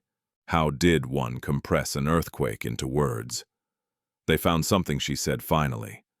"About Papa, about the company." Mama Essie's fingers tightened weakly. "I wondered when it would surface." Ama looked up, startled. "You knew?" Mama Essie's gaze drifted toward the window. "Your father carried many things quietly," she said. "He believed truth did not need noise, only time." Ama swallowed. "They erased him." "They tried," Mama Essie corrected. "But erasing a name does not erase what it built." Ama wiped her tears. "They say I'm connected to it, to ownership." Mama Essie smiled, the corners of her eyes creasing. "Then remember who you are before you remember what you own." Ama squeezed her hand. "I don't know how to do this." "You already are," Mama Essie replied, "by choosing people over power." Ama stayed by her mother's bedside until the city began to quiet, until the night softened into early morning. When Mama Essie fell asleep, Ama stepped into the corridor, exhaustion pressing down on her shoulders. Elijah Okafor waited near the window, looking out over the city. "She's stable," Ama said softly. Elijah nodded. "I'm glad." Ama studied him, the man whose name had towered over her life without ever touching it. "Why now?" she asked. "Why not tell us sooner?" Elijah sighed, leaning heavier on his cane. "Because telling the truth too early can kill it," he said, "and because I failed to protect your father when it mattered." Ama felt anger stir, but it did not take root. "He chose his path," she said. "So did you." Elijah looked at her, something like relief passing through his eyes. "The board will meet again at dawn," he said. "They will want you there." Ama shook her head. "Not yet." Elijah waited. "I need time," Ama continued. "Time to understand. Time to grieve." Elijah nodded. Take it. But know this, the company will not wait quietly. As if summoned, Ama's phone buzzed again. This time it was a video link sent by an unknown number. She opened it. The clip showed the gala from a different angle the moment Nana Owusu spilled the wine, the laughter, the guards gripping Ama's arms. The caption beneath it read, "Cleaner disrupts elite gala company in chaos." Ama's stomach tightened. That's not the whole story, she said. No, Elijah agreed, and it won't be the last attempt to twist it. Over the next hours, the narrative fractured online. Some called Ama a hero. Others accused her of manipulation, of opportunism. Anonymous accounts surfaced questioning her motives, her past, her education. The ugliness came swiftly, predictably. Ama watched in silence. By mid-morning, Mrs. Thandiwe Dlamini arrived at the hospital. They're trying to control the damage, she said without preamble. Victor's allies are leaking partial truths. Ama nodded. I expected that. Thandiwe studied her. You don't look surprised. I've been underestimated my whole life, Ama replied. This is familiar. Thandiwe smiled faintly. The board will push for an interim announcement today. They want stability. What about justice? Ama asked. Thandiwe's gaze softened. That takes longer. Ama turned toward her mother's room. Then I'll wait. Thandiwe placed a card on the small table. Call me when you're ready. As the day unfolded, the weight of Ama's new reality settled more firmly. Messages from former co-workers arrived, some apologetic, others resentful. Nana Owusu's name trended briefly, then vanished as accounts went silent. Victor Adebayo's arrest dominated headlines by evening. Ama stayed at the hospital. When Mama Essie woke again, Ama told her stories, not of the gala or the boardroom, but of small things. The market vendor who used to give extra tomatoes, the guard who once shared his lunch, the nights when survival had felt impossible, but arrived anyway. Mama Essie listened, smiling. As dusk fell, Ama stood by the window watching the city lights flicker on one by one. She did not feel victorious. She felt responsible. And for the first time she understood that power, when stripped of spectacle, was not about being seen. It was about choosing what to protect. Morning arrived without ceremony. The city did not pause for revelations or reckonings. Traffic resumed its familiar rhythm. Vendors opened stalls, office lights flicked on floor by floor. And somewhere between those ordinary motions, Ama Mensah woke in a plastic chair beside her mother's hospital bed, stiff and disoriented, as if she had slept through a storm and emerged into a landscape that looked unchanged, but wasn't. Mama Essie was awake, watching her. You didn't go home, she said. Ama rubbed her eyes. I didn't want to leave. Mama Essie smiled gently. You used to do that when you were small. Stay awake when you were afraid I'd disappear. Ama's chest tightened. I'm still afraid. That means you care, her mother replied. Fear is not weakness. Forgetting is. Ama helped her sit up, adjusting the pillow behind her back. Outside the window, the city stretched into the distance, restless and indifferent. Her phone buzzed. This time it was Mrs. Thandiwe Dlamini. They're ready, Thandiwe said when Ama answered. Emergency board session. Full attendance. Ama closed her eyes briefly. Where? Headquarters, Thandiwe replied. Main boardroom. Ama glanced at her mother. Mama Essie met her gaze calmly. Go, her mother said. I will still be here when you return. Ama leaned down and kissed her forehead. I won't be long. She changed into borrowed clothes from the hospital donation closet. Simple black trousers, a white blouse that didn't quite fit her shoulders. She tied her hair back neatly, catching her reflection in the mirror. She looked unfamiliar to herself. At the headquarters, the building no longer felt distant. The glass doors slid open without hesitation. Security guards nodded respectfully. Some looked curious. Others avoided her eyes. The boardroom was full.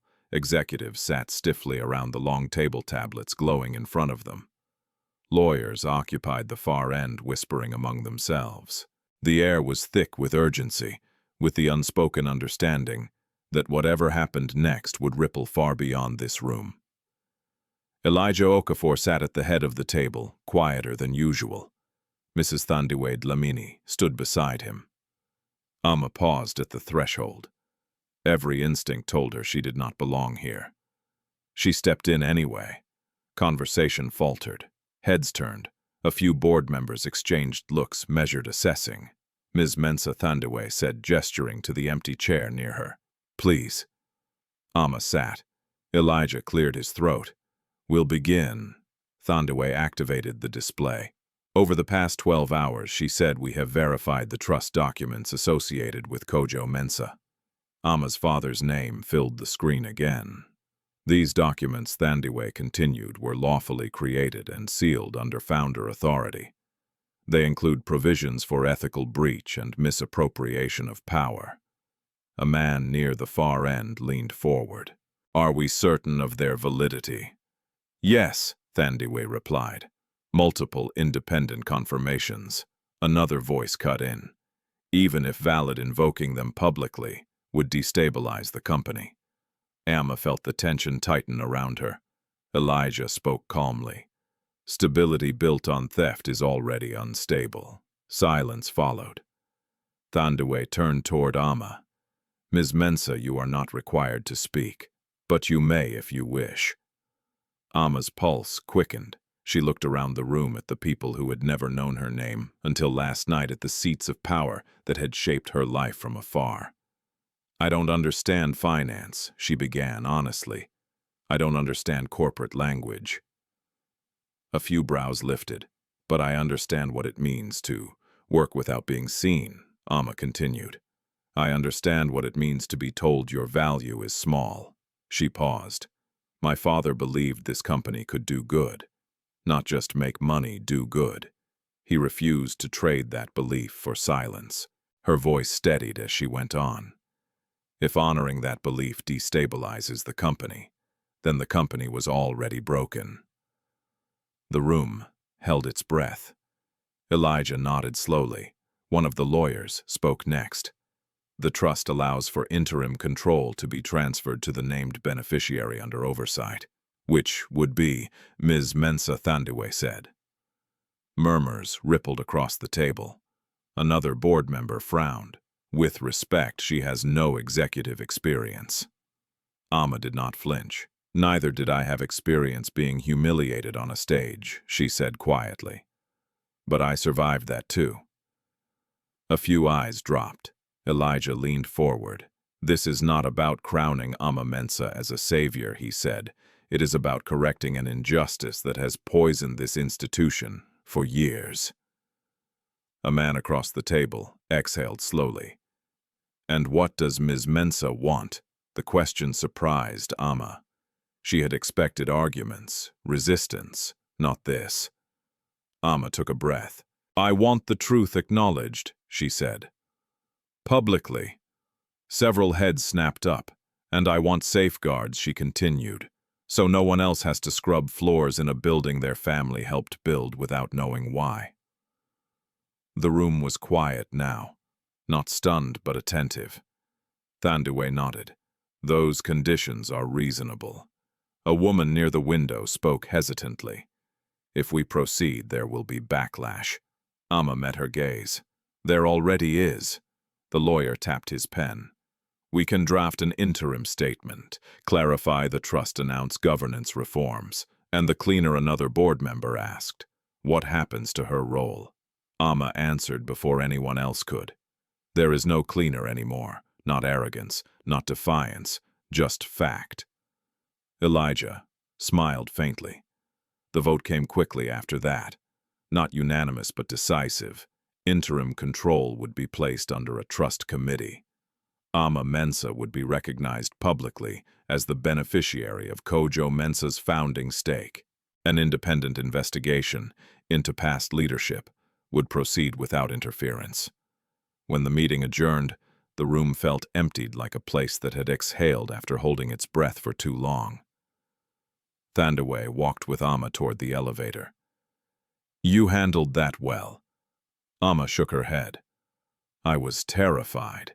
"That's how courage usually feels," Thandaway replied. Downstairs the press waited again. This time Ama did not avoid them. She stepped forward, not to the microphones, but to the edge of the crowd. "I won't be answering questions today," she said clearly. "But the truth will be shared in full." Someone shouted, "Are you the owner?" Ama paused, then answered, "I am my father's daughter." She turned away before they could ask more. Back at the hospital, Mama Essie listened as Ama recounted the meeting in quiet detail. "You didn't ask for power," her mother said. "You asked for memory." Ama nodded. "Is that wrong?" Mama Essie shook her head. "It's necessary." As evening fell, Ama sat by the window again watching the city glow. She thought of her father, not as a forgotten name on a document, but as a man who had planted something knowing he might never see it grow. Tomorrow there would be consequences. Tomorrow there would be resistance.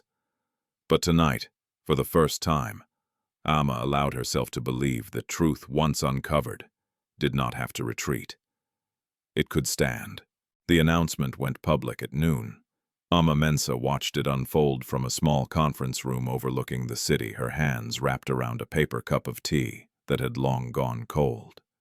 A large screen on the wall streamed the live press briefing from the headquarters atrium below. Mrs. Thandaway Dlamini stood at the podium, composed and unflinching. Following an emergency review, she said the board of Okafor Global Holdings acknowledges the validity of a founding trust established by Mr. Elijah Okafor and the late Mr. Kojo Mensah. Effective immediately, the trust has been activated. The room downstairs rippled with murmurs. Ama's name appeared on the screen behind Thandaway. Ms. Ama Mensah is recognized as the lawful beneficiary of Mr. Kojo Mensah's stake. Thandaway continued. An interim trust committee will oversee operations during the ongoing investigation into prior leadership. Cameras flashed. Reporters shouted questions. Ama exhaled slowly.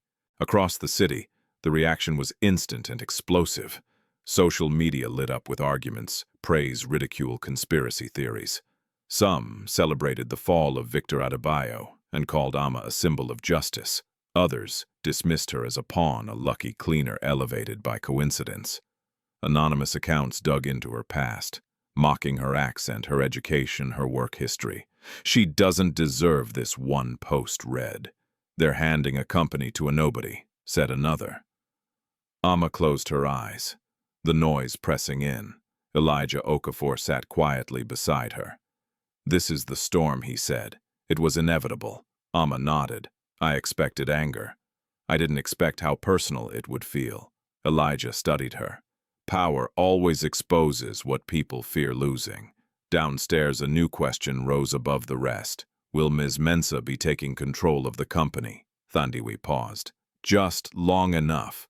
The trust committee will determine leadership structure," she said carefully. "Ms. Mensah has expressed her priorities, clearly accountability reform and protection for workers." Ama's phone buzzed nonstop, now calls from unknown numbers, messages from former co-workers, journalists requesting interviews. She ignored them all. Instead, she stood and walked to the window. The city looked the same as it always had. Buses crawled through traffic. Vendors waved down customers. Somewhere, someone was cleaning an office floor without knowing who owned the building. Ama turned back. "I need to say something," she said quietly. Elijah raised an eyebrow. "To the press." No, Ama replied. "To the company." Within the hour, an internal message was sent to every employee. Ama stood before a camera again, this time alone, without a podium, without ceremony. She wore the same simple clothes from the hospital. Her hair pulled back, her expression calm. "My name is Ama Mensah," she began. "Many of you know me as a cleaner." She paused, letting that settle. "Some of you mocked me. Some of you ignored me. Many of you never saw me at all. I understand why. She breathed in.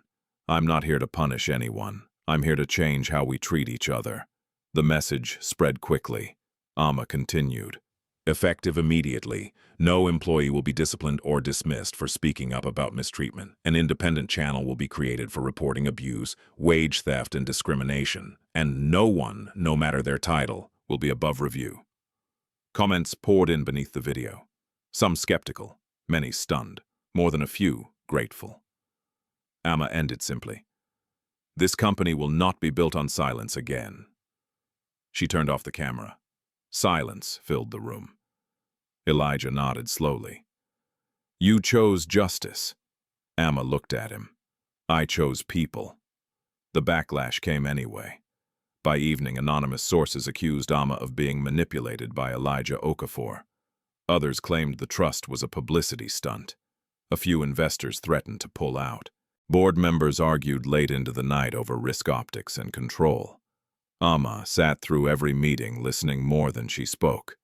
When someone suggested making Nana Owusu a scapegoat to calm public outrage, Ama shook her head. No. She humiliated you, one executive said. Public accountability would satisfy a lot of people.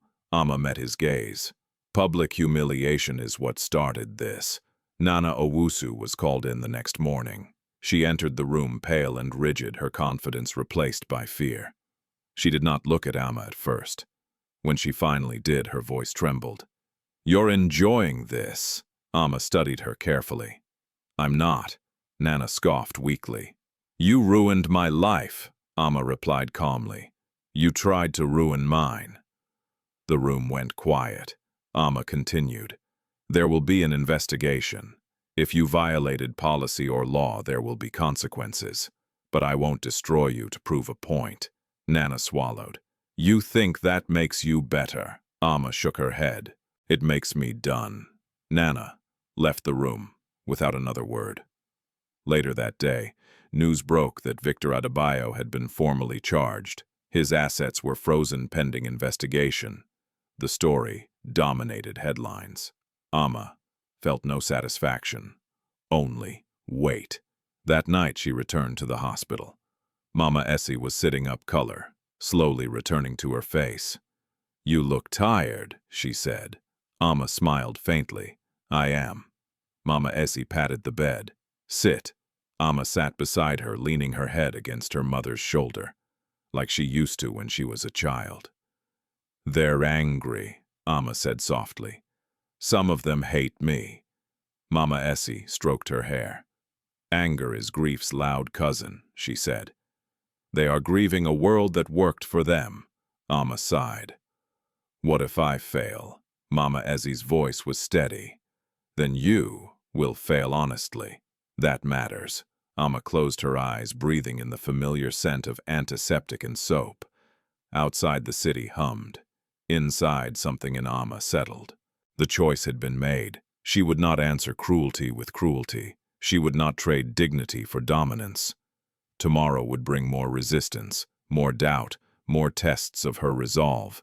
But tonight, Ama Mensah, once mocked, once invisible, held her mother's hand and understood that justice was not a single moment of victory. It was a practice. The first morning, Ama Mensah arrived at headquarters without a cleaning cart felt unreal. She stood outside the glass doors for a long moment, watching her reflection merge with the city behind her. She wore a simple blazer, borrowed from Mrs. Thondewe Dlamini flat shoes, no jewelry. Nothing about her looked like power. And yet the security guard straightened when he saw her. Good morning, Ms. Mensah, he said. Ama nodded. Good morning. The doors slid open. Inside, the building felt different. Not because the marble floors had changed, but because she was no longer moving through them unseen. People glanced up from desks. Some smiled awkwardly. Others looked away, unsure of how to act around a woman who had crossed an invisible boundary overnight. Ama walked slowly, deliberately, letting herself feel the weight of every step. In the main conference room, the interim trust committee gathered. lawyers, board members, external auditors. Mrs. Thandiwe Dlamini sat at Ama's right. Elijah Okafor sat quietly at the far end, observing more than speaking. The agenda was long. Governance reform, wage audits, contract reviews, worker protections. Each item carried years of neglect inside it. As discussions unfolded, Ama listened carefully. When she spoke, it was not with the language of dominance, but with clarity.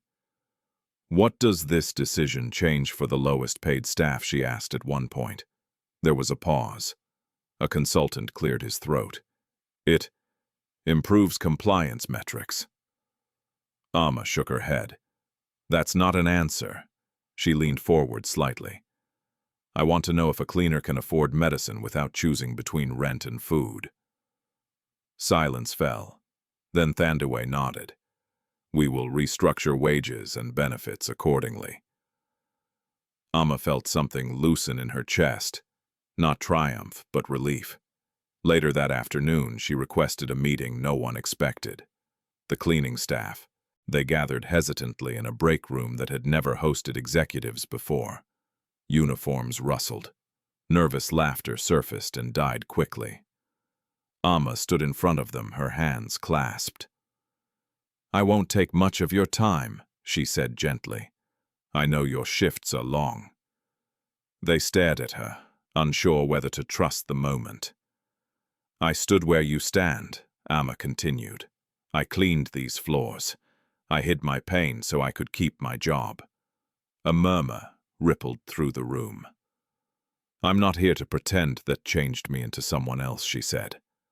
"I'm here to make sure it changes this place." One woman raised her hand, voice trembling. "Will they fire us for speaking up?" Ama shook her head. "No." Another asked, "Will?" This last Ama met their eyes. "It will if you help me hold it." Something shifted then. Not applause, not celebration. Belief. That evening, Ama returned to the hospital. Mama Essie was sitting in a chair by the window now. IV removed her strength, slowly returning. When Ama entered, her mother smiled. "You look like someone who has been carrying a village," Mama Essie said. Ama laughed softly. "It feels like that." She sat beside her mother, exhaustion settling deep into her bones. "They listen to you now," Mama Essie said. Ama nodded. "Some of them." Mama Essie reached for her hand. "Then listen back. Power forgets quickly." Ama squeezed her fingers. "I won't." Days turned into weeks. The investigation expanded. More names surfaced. Some executives resigned quietly. Others fought publicly and lost. The company's stock wavered, then steadied as reforms took shape. Ama made mistakes. She hesitated too long on some decisions. She pushed too hard on others. Each night, doubt followed her home like a shadow. And every night Mama Essie reminded her, "You are not meant to be perfect. You are meant to be present." One afternoon, Ama walked through the building alone after hours. She stopped in the Gala hall. The stains were long gone. The lights dimmed, the space empty. She stood where she had been dragged, weeks earlier, where laughter had cut deeper than hands ever could. For a moment she let herself feel it fully, the humiliation, the fear, the helplessness. Then she exhaled. Ama walked to the center of the floor and looked up at the balcony. "This is over," she whispered, not as a declaration but as a release. Before leaving, she placed a small plaque near the service corridor, discreet and unpolished. It read, "This company was built by many hands. All of them matter." On her way out, she passed Nana Owusu in the hallway. Nana looked thinner, quieter, the arrogance gone. They stopped a few steps apart. "You didn't destroy me," Nana said flatly. Ama met her gaze. "That was never my goal." Nana hesitated. "I don't know who I am without winning." Ama nodded. "Neither did I." They walked away in opposite directions. Months later, on a quiet Sunday morning, Ama sat with her mother under a tree outside their apartment. The same neighborhood, the same cracked pavement. But Mama Essie laughed more now. The fan no longer rattled. Ama had replaced it. "Do you regret it?" Mama Essie asked suddenly. Ama thought for a moment. No, even after everything her mother pressed. Ama smiled softly, especially after everything. She looked up at the sky, feeling the sun warm her face. Ama Mensah had not become a symbol because she wanted to. She became one because she refused to disappear. And in choosing justice over revenge, people over power, she discovered something no title could give her: a life lived in truth. Ama Mensah's journey reminds us that dignity does not come from titles, wealth, or applause. It comes from choosing truth when silence feels safer, and choosing compassion when revenge seems easier. For years, Ama lived unseen, carrying pain quietly, while the world decided her worth by her uniform. Yet when the moment came, it was not anger that changed her life. It was integrity.